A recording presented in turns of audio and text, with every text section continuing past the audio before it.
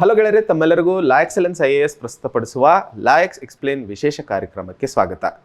ಇವತ್ತಿನ ಈ ಒಂದು ಸಂಚಿಕೆಯನ್ನ ಶುರು ಮಾಡೋದಕ್ಕಿಂತ ಮೊನ್ನೆ KS 2017ರ ರಿಸಲ್ಟ್ಸ್ ಬಂದಿದ್ದು ಬಹಳಷ್ಟು ವಿದ್ಯಾರ್ಥಿಗಳು ಈ ಒಂದು ಕೊನೆಯ ಇಂಟರ್ವ್ಯೂ ಲಿಸ್ಟ್ನಲ್ಲಿ ಹೆಸರನ್ನು ಪಡೆದಿದ್ದು ಎಲ್ಲ KS ಅಭ್ಯರ್ಥಿಗಳು ಯಾರೆಲ್ಲ ತಮ್ಮ ಈ ಕನಸಿನ ಹಾದಿಯನ್ನು ಪೂರೈಸೋದ್ರಲ್ಲಿ ಸಫಲರಾಗಿದ್ದಾರೋ ಅವರಿಗೆಲ್ಲರಿಗೂ ಲಾ ಎಕ್ಸಲೆನ್ಸ್ IAS ಕುಟುಂಬದ ವತಿಯಿಂದ ಹೃದಯಪೂರ್ವಕ ಅಭಿನಂದನೆಗಳನ್ನು ಸಲ್ಲಿಸುತ್ತೇನೆ.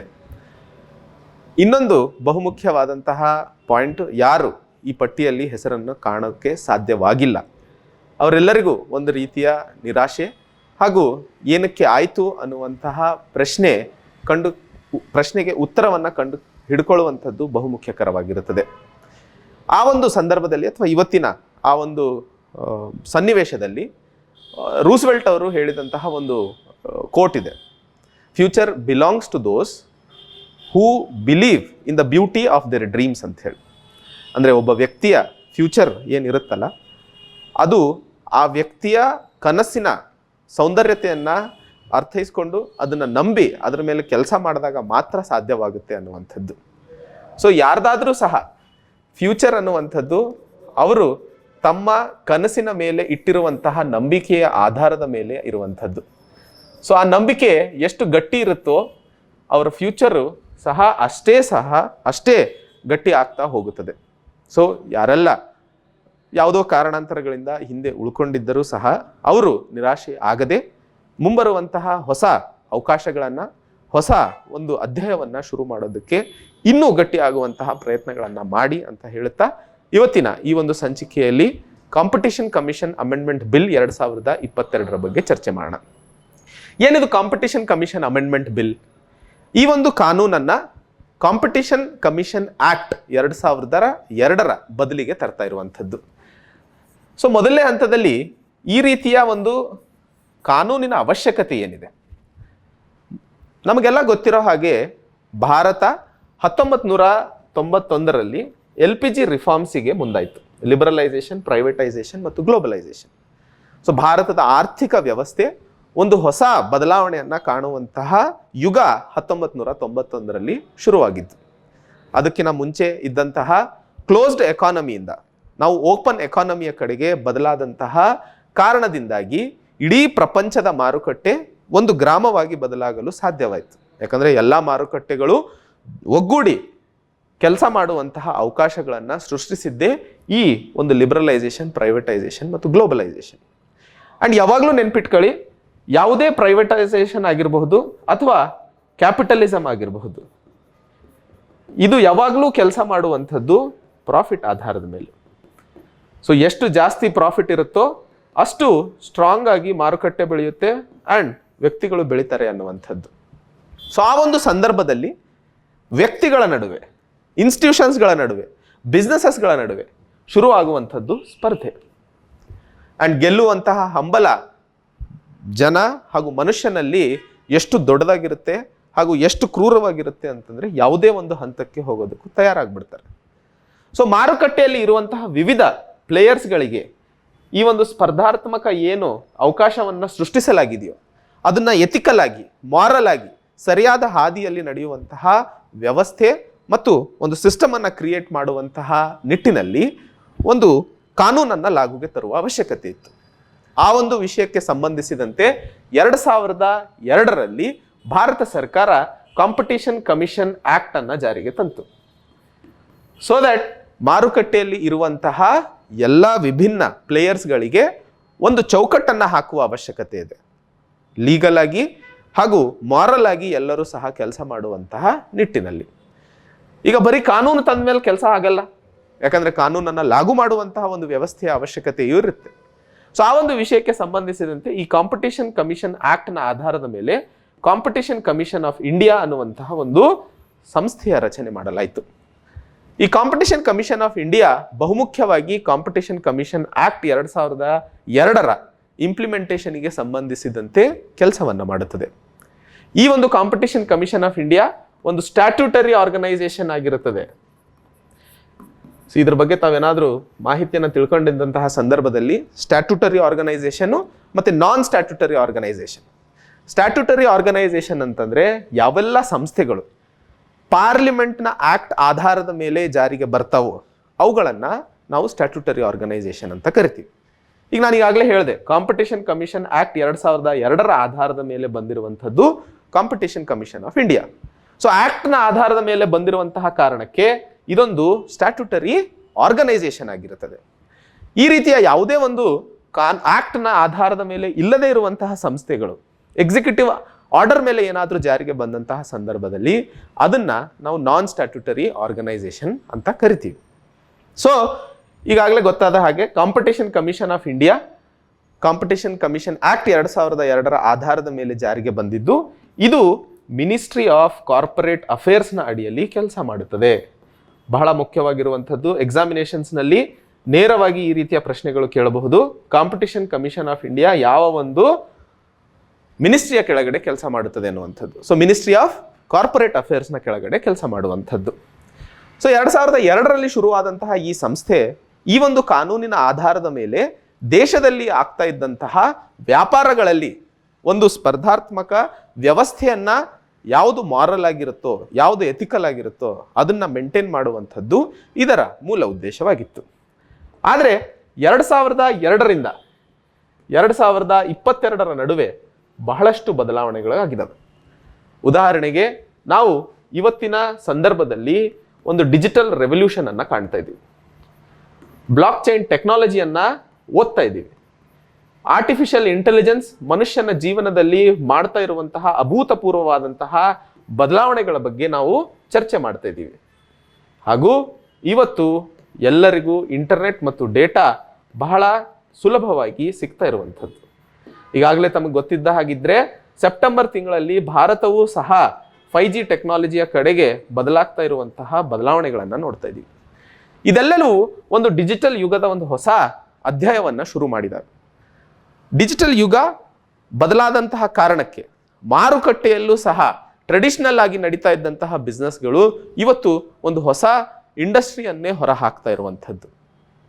ಯಾಕಂದ್ರೆ 2002ರಲ್ಲಿ ತಂದಂತಹ ಕಾನೂನು ಸರ್ಕಾರದ್ದು ಏನಾಗಿತ್ತೋ ಅದು ಆಗಿನ ಸಂದರ್ಭದಲ್ಲಿ ಇರುವಂತಹ ಮಾರುಕಟ್ಟೆಯ ಅವಶ್ಯಕತೆಗಳನ್ನ ಅಥವಾ ಮಾರುಕಟ್ಟೆಯ ಒಂದು ವ್ಯವಸ್ಥೆಯನ್ನ ಅರ್ಥೈಸಿಕೊಂಡು ತಯಾರು ಮಾಡಿದ್ದಂಥದ್ದು.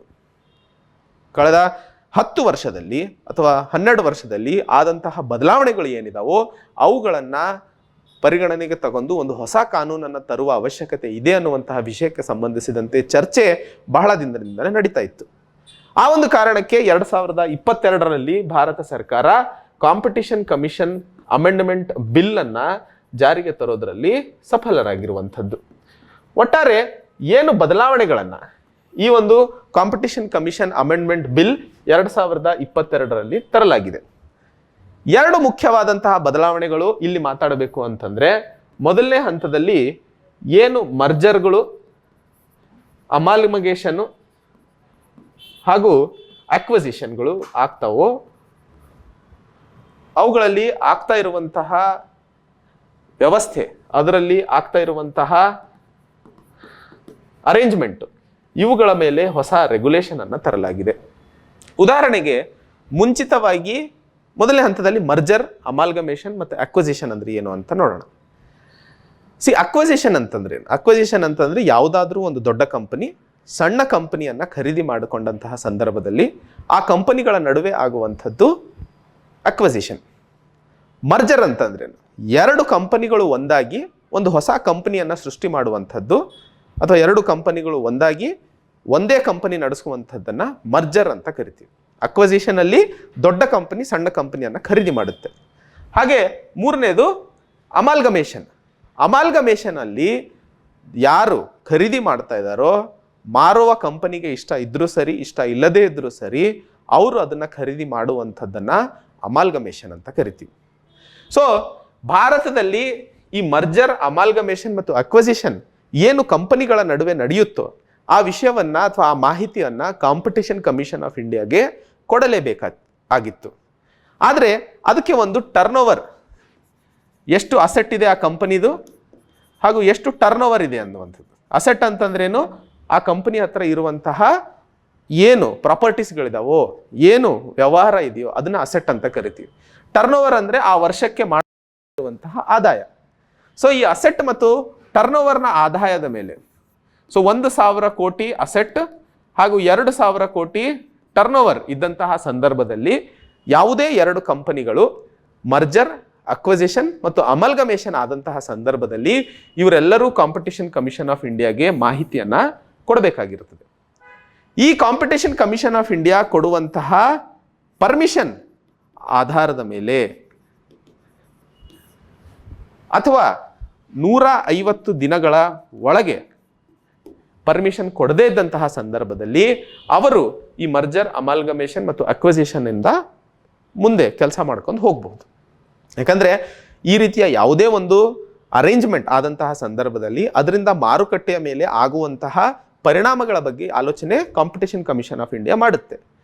ಸೊ ಒಂದು ವೇಳೆ ಕಂಪನಿ ಅಸೆಟ್ 1,000 ಕೋಟಿ, ಟರ್ನ್ಓವರ್ 2,000 ಕೋಟಿ ಇದ್ದಂತಹ ಸಂದರ್ಭದಲ್ಲಿ ಅವರು ಮರ್ಜರ್, ಅಕ್ವಿಸಿಷನ್ ಮತ್ತು ಅಮಲ್ಗಮೇಷನ್ ಪ್ರಯತ್ನಗಳನ್ನು ನಡೆಸಿದಂತಹ ಕಾರಣಕ್ಕೆ ಕಾಂಪಿಟಿಷನ್ ಕಮಿಷನ್ ಆಫ್ ಇಂಡಿಯಾಗೆ ಪರ್ಮಿಷನ್ ಕೇಳಬೇಕು. ಪರ್ಮಿಷನ್ ಕೊಟ್ಟಂತಹ ಸಂದರ್ಭದಲ್ಲಿ ಅವರು ಮುಂದೆ ಹೋಗ್ಬೋದು, ಅಥವಾ 150 ದಿನಗಳ ಒಳಗೆ ಪರ್ಮಿಷನ್ ಕೊಡದೇ ಇದ್ದಂತಹ ಸಂದರ್ಭದಲ್ಲೂ ಸಹ ಅವರು ತಮ್ಮ ಕಾರ್ಯಕ್ರಮಗಳನ್ನು ಅಥವಾ ಕೆಲಸಗಳನ್ನು ಮುಂಸಾಗಿಸ್ಕೊಂಡು ಹೋಗಬಹುದು ಅನ್ನುವಂಥದ್ದು. 2002ರಲ್ಲಿ ಈ ಟರ್ನ್ಓವರ್ ಏನಿತ್ತಲ್ಲ ಇದು ಬಹಳ ಜಾಸ್ತಿ ಇತ್ತು.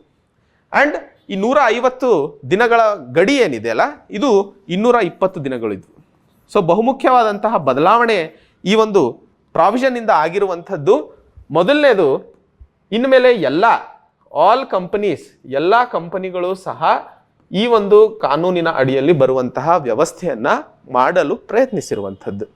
ಎರಡನೇದು, ಕಂಪನಿಗಳ ನಡುವೆ ಆಗುವಂತಹ ವ್ಯವಹಾರದಿಂದಾಗಿ ಅಥವಾ ಆ ವ್ಯವಹಾರ ಕಾಂಪಿಟಿಷನ್ ಕಮಿಷನ್ ಇಂದಾಗಿ ನಿಂತಿರುವಂತಹ ಕಾರಣಕ್ಕೆ ಅವರಿಗೆ ಆಗುವಂತಹ ಲಾಸಸ್ಗಳನ್ನು ಕಡಿಮೆ ಮಾಡುವಂತಹ ಪ್ರಯತ್ನವನ್ನ ಈ ಒಂದು ಟೈಮ್ ರೆಗ್ಯುಲೇಷನ್ ಇಂದ ಮಾಡಲು ಪ್ರಯತ್ನಿಸ್ತಿರುವಂಥದ್ದು. ಸೊ ಅದಕ್ಕೋಸ್ಕರ 220 ದಿನಗಳ ಗಡುವಿಂದ ಏನಿತ್ತೋ ಅದನ್ನ ಕಡಿಮೆ ಮಾಡಿ 150 ದಿನಗಳಿಗೆ ತಂದಿರುವಂಥದ್ದು. ಇದರ ಜೊತೆಯಲ್ಲಿ ಇರುವಂತಹ ಇನ್ನೊಂದು ಬಹುಮುಖ್ಯವಾದಂತಹ ಪಾಯಿಂಟ್ ಗನ್ ಜಂಪಿಂಗ್ ಅಂತ ಹೇಳಿ. ಏನಿದು ಗನ್ ಜಂಪಿಂಗ್ ಅಂತಂದ್ರೆ ಗನ್ ಅನ್ನ ಹಾರೋದಲ್ಲ. ಗನ್ ಜಂಪಿಂಗ್ ಅಂತಂದ್ರೆ ಲಾಭ ಹಾಗೂ ವ್ಯವಹಾರಗಳನ್ನ ಬಹಳ ಬೇಗ ಮುಂದೆ ಒಯ್ಯುವಂತಹ ನಿಟ್ಟಿನಲ್ಲಿ ಕಂಪನಿಗಳು ಒಂದೊಂದು ಸಾರಿ ಅವರ ನಡುವೆ ಆಗುವಂತಹ ಮರ್ಜರ್, ಅಮಾಲ್ಗಮೇಷನ್ ಮತ್ತು ಅಕ್ವಿಸಿಷನ್ ಅನ್ನ ಕಾಂಪಿಟಿಷನ್ ಕಮಿಷನ್ ಆಫ್ ಇಂಡಿಯಾಗೆ ಹೇಳದೆ ಮುಂದೆ ಹೋಗುವಂತಹ ಪರಿಸ್ಥಿತಿಗಳು ಕಾಣ್ತೀವಿ. ಹೀಗೆ ಕಾಂಪಿಟಿಷನ್ ಕಮಿಷನ್ ಆಫ್ ಇಂಡಿಯಾಗೆ ಮಾಹಿತಿ ಕೊಡದೆ ಅವರು ಏನಾದರೂ ವ್ಯವಹಾರವನ್ನ ಮುಂಸಾಗಿಸ್ಕೊಂಡಂತಹ ಸಂದರ್ಭದಲ್ಲಿ ಆ ಒಂದು ವ್ಯವಸ್ಥೆ ಹಾಗೂ ಪರಿಸ್ಥಿತಿಯನ್ನ ಗನ್ ಜಂಪಿಂಗ್ ಅಂತ ಕರಿತೀವಿ. ಹೀಗೆ ಏನಾದರೂ ಕಂಪನಿಗಳು ಮಾಡಿದಂತಹ ಸಂದರ್ಭದಲ್ಲಿ ಅವರು ಅಸೆಟ್ನ 1% ಹಣವನ್ನ ಪೆನಾಲ್ಟಿಯಾಗಿ ಕೊಡಬೇಕಾಗಿರುತ್ತದೆ. ಸೊ ಏನು ಅಸೆಟ್ ಆ ಕಂಪನಿ ಮಾಡಿರುತ್ತಲ್ಲ ಆ ಕಂಪನಿಯ 1% ಹಣವನ್ನ ಪೆನಾಲ್ಟಿಯಾಗಿ ತಗೊಳ್ಳಲಾಗುತ್ತದೆ. ನಾಲ್ಕನೆಯ ಇನ್ನೊಂದು ಬಹುಮುಖ್ಯವಾದಂತಹ ಪಾಯಿಂಟ್ ಹಾಗೂ ಪ್ರಾವಿಷನ್ ಈ ಒಂದು ಕಾಂಪಿಟಿಷನ್ ಕಮಿಷನ್ ಅಮೆಂಡ್ಮೆಂಟ್ ಬಿಲ್ ಅಲ್ಲಿ ತಂದಿರುವಂಥದ್ದು ಲೀನಿಯನ್ಸಿ ಪ್ಲಸ್ ಅಂತ ಹೇಳಿ ಪ್ರಾವಧಾನ. ಈಗ 2 ಕಂಪನಿಗಳ ನಡುವೆ ಆಗುವಂತಹ ವ್ಯವಹಾರ ಏನಾದರೂ ಇಲ್ಲಿಗಲ್ ಇದೆ ಅಂತ ಹೇಳಿ ನನಗೆ ಗೊತ್ತಿದ್ದಂತಹ ಸಂದರ್ಭದಲ್ಲಿ, ಈಗ ಸಪೋಸ್ ನನ್ನ ಕಂಪನಿಯಲ್ಲಿ ಆದಂತಹ ಒಂದು ವ್ಯವಹಾರ ಕಾಂಪಿಟಿಷನ್ ಕಮಿಷನ್ ಆಫ್ ಇಂಡಿಯಾ ಸರಿ ಅಲ್ಲ ಅಂತ ಪರಿಗಣನೆಗೆ ತಗೊಂಡು 1% ಫೈನ್ ಹಾಕಿದೆ. ಈಗ ಈ ಫೈನನ್ನು ನಾನು ಕಡಿಮೆ ಮಾಡಿಸ್ಕೋಬೇಕು. ಅದಕ್ಕೋಸ್ಕರ ಬೇರೆ ಕಂಪನಿಗಳ ನಡುವೆ ಆದಂತಹ ವ್ಯವಹಾರಗಳ ಮಾಹಿತಿಯನ್ನು ನಾನು ಏನಾದರೂ ಕಾಂಪಿಟಿಷನ್ ಕಮಿಷನ್ ಆಫ್ ಇಂಡಿಯಾಗೆ ಕೊಟ್ಟಂತಹ ಸಂದರ್ಭದಲ್ಲಿ ನನ್ನ ಒಂದು ಪೆನಾಲ್ಟಿ ಏನಿದೆ ಅದನ್ನ ಕಡಿಮೆ ಮಾಡುವಂತಹ ಪವರ್ಸ್ ಅನ್ನ ಕಾಂಪಿಟಿಷನ್ ಕಮಿಷನ್ ಆಫ್ ಇಂಡಿಯಾಗೆ ಕೊಟ್ಟಿರುವಂಥದ್ದು. ಸೊ ಇದರಿಂದಾಗಿ ಯಾರು ಸರಿಯಾದ ಮಾಹಿತಿಯನ್ನು ಕೊಡ್ತಾರೋ ಅದನ್ನ ನಾವು ರಿವಾರ್ಡ್ ಮಾಡ್ದಂಗೆ ಆಗುತ್ತೆ. ಆ್ಯಂಡ್ ಸಮಾಜದಲ್ಲಿ, ದೇಶದಲ್ಲಿ, ಆರ್ಥಿಕ ವ್ಯವಸ್ಥೆಯಲ್ಲಿ ಆಗ್ತಾ ಇರುವಂತಹ ಈ ರೀತಿಯ ಇಲ್ಲಿಗಲ್ ಆಕ್ಟಿವಿಟೀಸ್ ಅನ್ನು ಸಹ ತಡೆ ಹಿಡಿಯೋದಕ್ಕೆ ಸಾಧ್ಯವಾಗುತ್ತೆ. ಸೊ ಆ ಒಂದು ಕಾರಣಕ್ಕೆ ಲೀನಿಯನ್ಸಿ ಪ್ಲಸ್ ಅನ್ನುವಂತಹ ಪ್ರಾವಧಾನವನ್ನ ತಂದಿರುವಂಥದ್ದು.